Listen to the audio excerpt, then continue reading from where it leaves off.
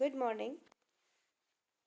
यांत्रिकी की क्लास में प्रीवियस क्लास में हमने देखा था कि अगर पृथ्वी पर ऊपर से ऊर्ध्वाधर नीचे की ओर कोई पिंड को गिराया जाता है तो उस पर कोरियोलिस बल का प्रभाव कैसे पड़ता है। तो देखिए, हमने इसमें फोर्स का जो फोर्स की जो वैल्यू थी वो निकाल ली थी। ये हमने इक्वेशन नंबर 3 से यहाँ रिप्रेजेंट हो रहा है I cap prime 2m GT omega cos lambda.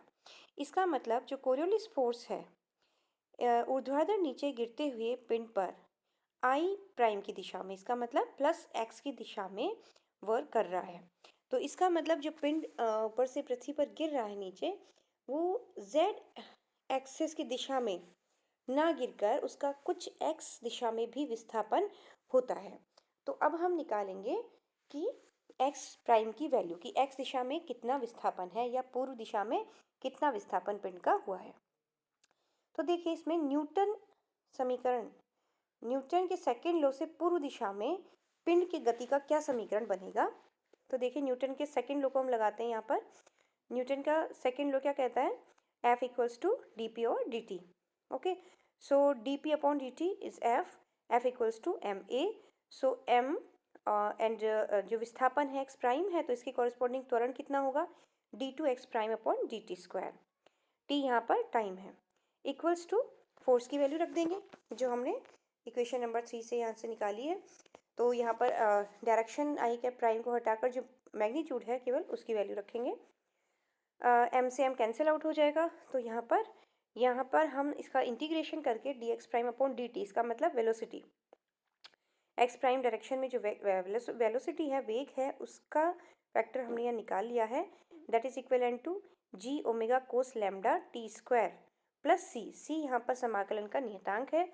तो इसमें हम बाउंड्री कंडीशन लगाते हैं कि जब t इक्वल्स टू 0 है, मतलब कि जब टाइम को हमने जो रेफरेंस टाइम वैल्यू मानी है वो 0 मानी है, जब हमने पिंड को गिराना शुरू किया था, तो वहाँ पर D x prime upon D T, इसका मतलब एक्स दिशा में जो वेग है वो क्या है? 0 है।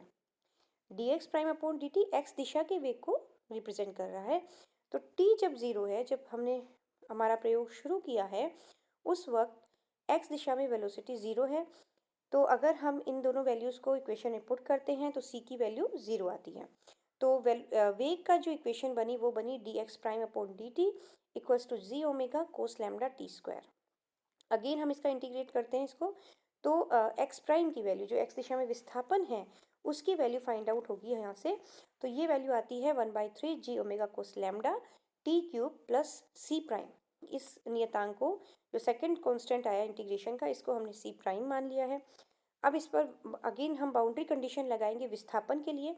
तो देखिए, माना हमने कि इनिशियली जब t इक्वल्स टू 0 है, तो पिंड की स्थिति है, वहाँ के कोऑर्डिनेट्स क्या हैं? 0 0 h। एक्स कोऑर्डिनेट 0 होगा, वाई कोऑर्डिनेट भी 0 होगा और जेड कोऑर्डिनेट h होगा, क्योंकि यहाँ पर देखिए, जब हम प्रयोग स्टार्ट कर रहे हैं तो पिंड की स्थिति ये है, और यहाँ पर इस पॉइंट के निर्देशांक क्या होंगे? एक्स निर्देशांक 0, वाई निर्देशांक 0 और जेड निर्देशांक h होगा। ठीक है, तो ये हमने यहाँ पर बाउंड्री कंडीशन लगा दी। सो यहाँ से हम देख सकते हैं कि t इक्वल्स टू 0 पर x कोऑर्डिनेट कितना है? 0 है। सो x प्राइम 0 है, तो यहाँ से इक्वेशन से c प्राइम की वैल्यू भी 0 आ गई। तो ये वैल्यूज़ भी हम यहाँ पुट कर देंगे x प्राइम की इक्वेशन में। तो x प्राइम की जो वैल्यू आती है that is 1/3 g omega cos lambda t cube. Okay, now since s जो न्यूटन का सेकंड इक्वेशन है that is s equals to u t plus half a t square. यहाँ पर when t equals to 0, so s equals to the height in z direction that is h equals to 0 plus 1/2 a की value क्या है? Gravitational acceleration that is g, so G T square. तो h equals to हमारा आ गया half G T square. This is equation number 5। यहाँ से हम h ऊंचाई से पिंड के गिरने में लगा समय, यहाँ से हमने वैल्यू निकाली है t की। सो t इक्वल्स टू हो गया अंडर द रूट 2h और g। ये हमने इक्वेशन नंबर 4 में पुट कर दी। तो x प्राइम की वैल्यू आ गई h और g की टर्म्स में फाइनल वैल्यू आ गई इक्वेशन नंबर 7 से 2/3 h omega cos lambda √2h/g। तो देखिए यहाँ पर ऊर्ध्वाधर नीचे गिरते हुए पिंड का x दिशा में जो विस्थापन है वो इक्वेशन नंबर 7 के द्वारा दिया जाएगा। ये बात हमने करी है उत्तरी गोलार्ध के लिए। दक्षिणी गोलार्ध में h ऊंचाई से गिरता हुआ पिंड समान विस्थापन से पश्चिम दिशा की ओर गिरता है। यहाँ पर देखिए उत्तरी गोलार्ध में पिंड का विस्थापन हो रहा है पूर्व दिशा में, इसी तरह दक्षिणी गोलार्ध में पिंड का विस्थापन होगा पश्चिम दिशा में। अब हम नेक्स्ट लेते हैं पृथ्वी पर उदग्र फेंके गए पिंड पर कोरियोलिस बल का प्रभाव।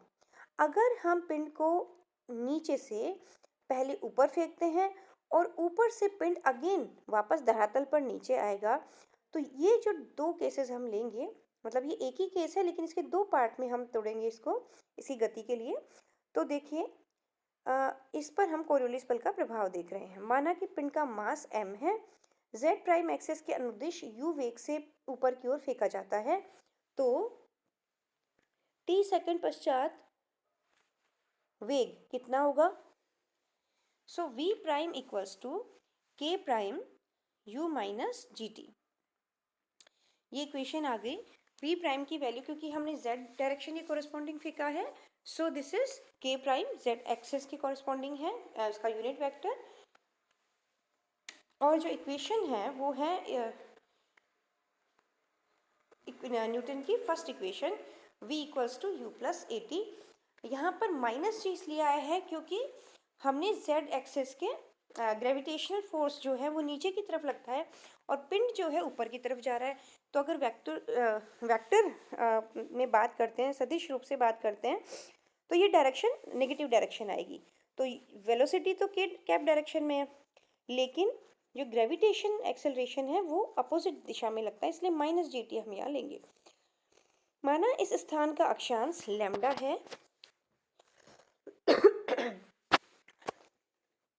तो क्या होगा देखिए, तथा निर्देश तंत्र का कोणीय वेग ओमेगा है, तो ओमेगा की वैल्यू वही होगी जो अभी तक हमने दो अनदर जो प्रीवियस केसेस में ली है। पृथ्वी का कोणीय वेग उस वही वैल्यू रहेगी इसकी, क्योंकि जो निर्देश तंत्र हम स्थापित कर रहे हैं लैम्डा लैटिट्यूड पर, वो उसी तरह से कर रहे हैं जैसा कि फर्स्ट केस में किया था। सो ओमेगा की वैल्यू होगी वाई जेड प्लेन में जे cap prime omega cos lambda plus के cap prime omega sine lambda. अतः पृथ्वी के घूर्णन के कारण पिंड पर लगा कोरियोलिस फोर्स कितना होगा? F C equals to -2m omega cross के omega cross V prime. So F C equals to -2m omega की वैल्यू और v की वैल्यू, v क्योंकि हमारा केवल कौन सी डायरेक्शन में, के कैप प्राइम डायरेक्शन में है, तो इसका जो कंपोनेंट है u माइनस जी टी वो के कैप प्राइम के नीचे हम लिख देंगे।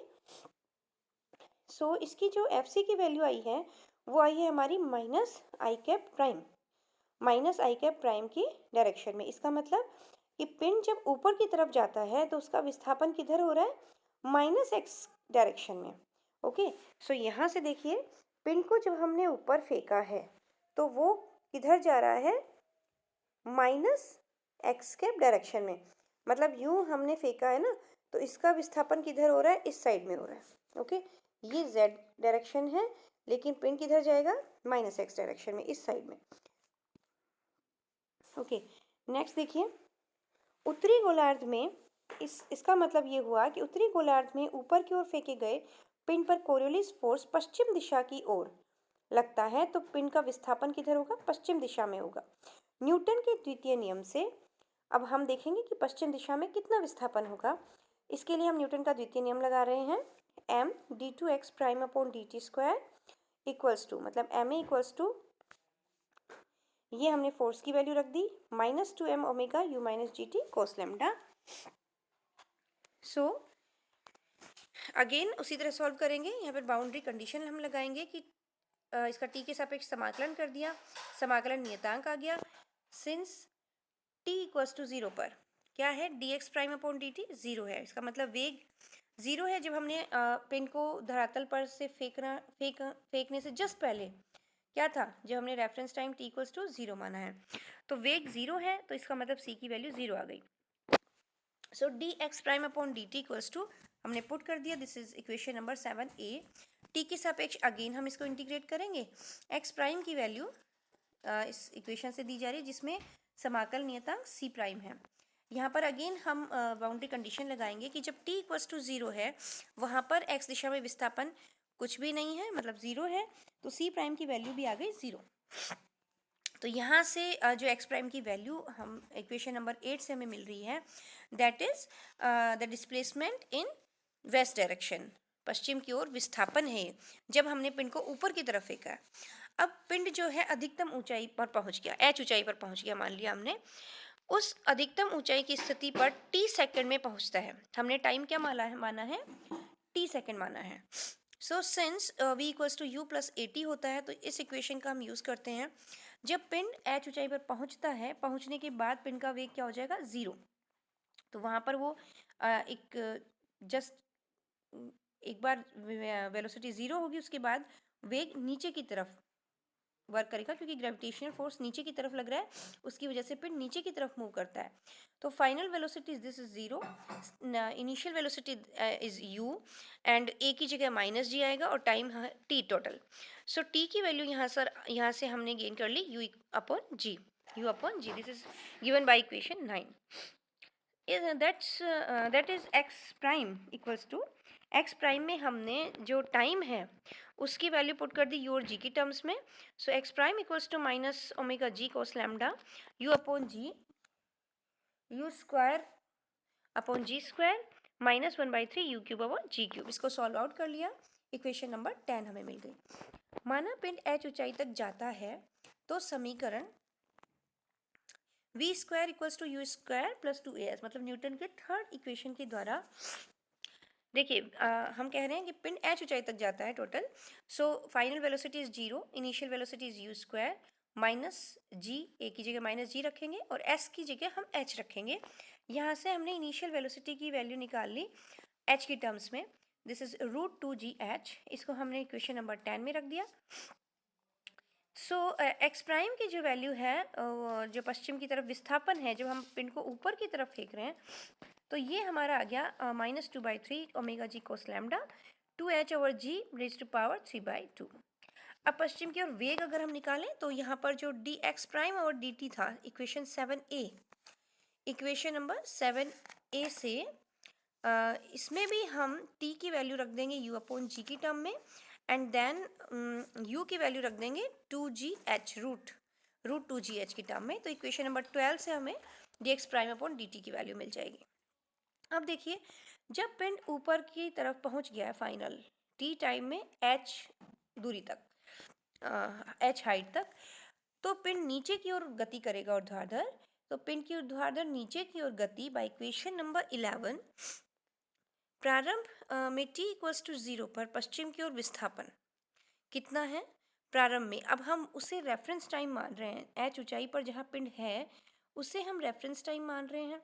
वहाँ पर x नोट प्राइम हमारी स्टार्ट इनिशियल जो विस्थापन है वो 0 नहीं है x में, x डायरेक्शन में प्रारंभिक जो वैल्यू है t इक्वल्स टू 0 पर, फर्स्ट केस में हमारी t इक्वल्स टू 0 पर x दिशा में विस्थापन 0 था क्योंकि हमने प्रयोग शुरू किया था।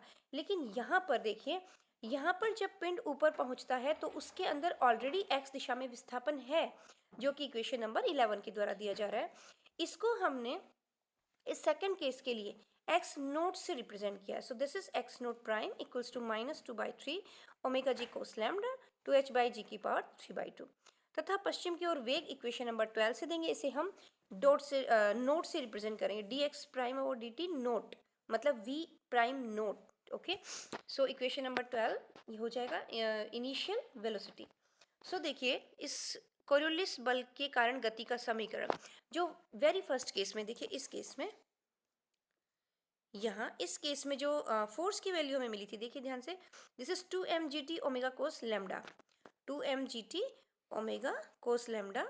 यहाँ से देखिए 2m कैंसिल आउट हो गया है, omega g T cos lambda. Okay, m जो है दोनों साइड में आएगा क्योंकि this is also f equals to ma, और यहाँ पर राइट हैंड साइड में भी m आ रहा है फैक्टर में, सो m कैंसिल आउट हो जाएगा। इसको हम इंटीग्रेट करते हैं, dx प्राइम और dt और यहाँ पे समाकलन नियतांक a लगाते हैं। यहाँ पर जब हम बाउंड्री कंडीशन लेंगे, देखिए t इक्वल्स टू 0 पर, तो स्टार्टिंग में dx प्राइम ओवर dt हमारा 0 नहीं है, जबकि वेरी फर्स्ट केस में हमारा t इक्वल्स टू 0 पर x डायरेक्शन में वेलोसिटी 0 था। बट यहाँ पर ये वैल्यू हम लेंगे जो हमने इक्वेशन 12 से निकाली है, इनिशियल वेलोसिटी, ये यहाँ पर पुट करेंगे हम। यहाँ पे पुट करने के बाद इसे सॉल्व आउट करेंगे, so D x prime upon D T की वैल्यू ये हम देंगे। ओके, नेक्स्ट अगेन इंटीग्रेट करेंगे तो हमारे पास आएगा एक्स दिशा में टोटल विस्थापन। इसका जो समाकल नियतांक है वो ए प्राइम से हम देंगे। अगेन हम बाउंड्री कंडीशन रखेंगे टी इक्वल्स टू 0 पर। अगेन एक्स प्राइम यहाँ पर 0 नहीं है, बल्कि इक्वेशन नंबर 11 से हम इसका ऑलरेडी जो विस्थापन है ऊपर फेंकने से पश्चिम दिशा में जो विस्थापन आया है वो हम इसमें पुट करेंगे। अगेन हम इसे सॉल्व आउट करेंगे तो हमारा एक्स प्राइम हम देंगे दिस। ओके, नीचे गिरने में लगा समय अगेन हम ये इक्वेशन से देंगे this, sorry by this equation number 9। Okay, ये इक्वेशन से हम t की वैल्यू देंगे u ओवर g देंगे, u की वैल्यू पुट करेंगे बाय दिस इक्वेशन। u की वैल्यू हमने पुट करी है,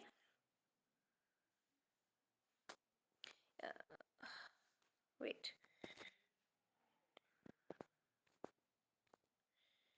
u की वैल्यू हमने पुट करी u equals to √2gh। Okay, तो ये हमने यहाँ पुट कर दिया, u की वैल्यू पुट कर दी। सो धरातल पर पहुंचने पर कोरियोलिस बल के कारण कुल विस्थापन कितना हो जाएगा, तो देखिए पहले वाला विस्थापन और ये विस्थापन दोनों को हमने ऐड कर दिया 2 ओमेगा जी कोस लैम्डा, ये हमारा टोटल विस्थापन आ गया एक्स प्राइम के द्वारा। इसको हम सॉल्व आउट कर लेंगे। यहाँ पर जो किसकी वैल्यू पुट करी है हमने, इसको हमने सॉल्व आउट कर लिया। यहाँ से हमारे सॉल्व आउट करने के बाद एक्स प्राइम की जो फाइनल वैल्यू जो बॉक्स से रिप्रेजेंट हो रही है, this is -4/3 omega ji cos lambda 2h/g power 3/2। ये विस्थापन उत्तरी गोलार्ध में पश्चिम की ओर होगा। तो देखिए दक्षिणी गोलार्ध में किधर होगा, पूर्व की ओर होगा। अगर हम धरातल से किसी पिंड को उदग्र दिशा में फेंकते हैं ऊपर की तरफ, तो पिंड जो है पहले ऊपर जाएगा तो उसमें पश्चिमी विस्थापन हो रहा है, देन नीचे आएगा तो भी पश्चिमी विस्थापन होगा। ठीक है, थैंक यू। ये जो कोरियोलिस बल वाला पार्ट था हमारा, ये हमने आज कंप्लीट कर लिया है। नेक्स्ट हम देखते हैं रिलेटिविटी लेते हैं, रिलेटिविटी पढ़ेंगे नेक्स्ट लेक्चर में। Thank you.